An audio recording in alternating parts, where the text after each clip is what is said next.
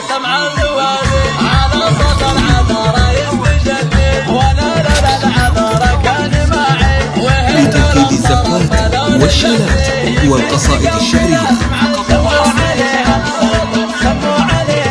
هواجس الشعر، شيلتك وزفتك أنت حسب طلبك.